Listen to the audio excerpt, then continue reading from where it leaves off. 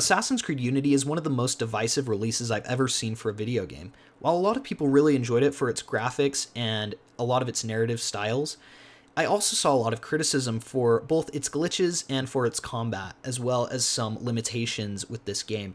And I wanted to give my thoughts as to whether or not, as a whole, this game is good or bad.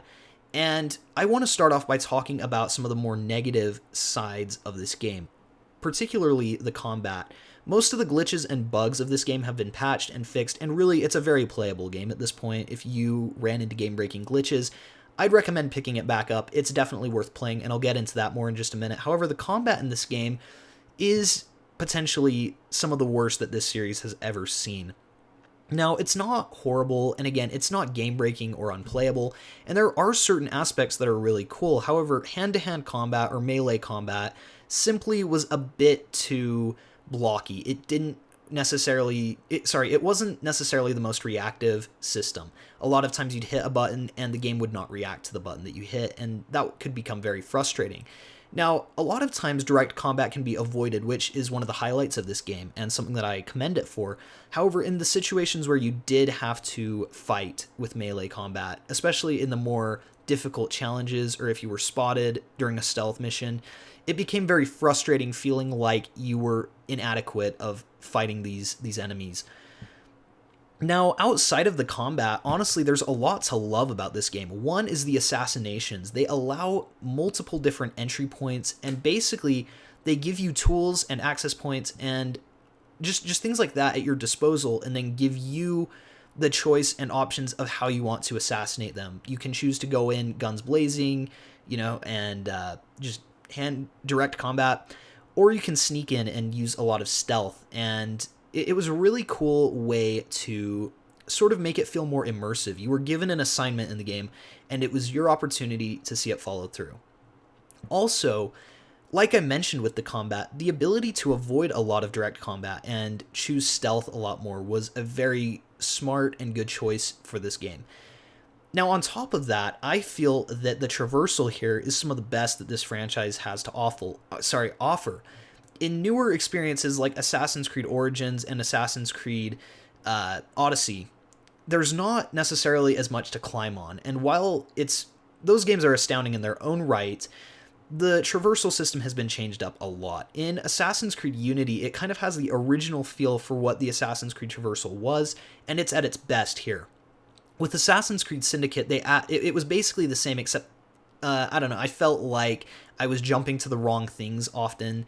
The game wasn't always doing what I felt like I was telling it to do. And also with the line launcher, while it was a cool idea, I felt like it sort of defeated the entire purpose of the free roaming and the parkour mechanics. So that was an issue that I had with that game. With Assassin's Creed Unity, though, I felt like the parkour was at its best, and it felt very fluid. I really enjoyed a lot of the things that it brought to the table. Now, best of all are first the graphics.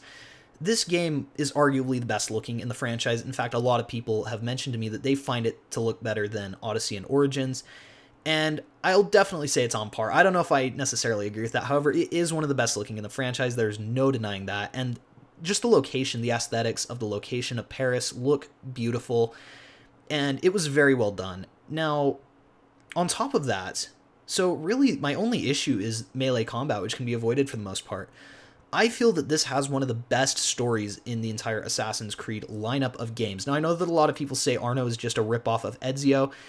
I disagree. They have similar characteristics, and yes, they're similar from a character perspective, but what their goal is and what they're achieving, I felt was fleshed out enough and different.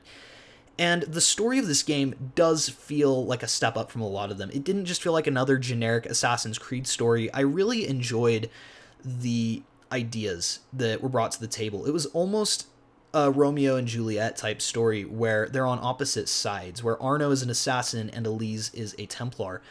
And I liked Arno's ties to the Templars with the fact that he grew up with them without really knowing it, and how he was connected and had these relationships with these people that he didn't know were on the opposite side of the board.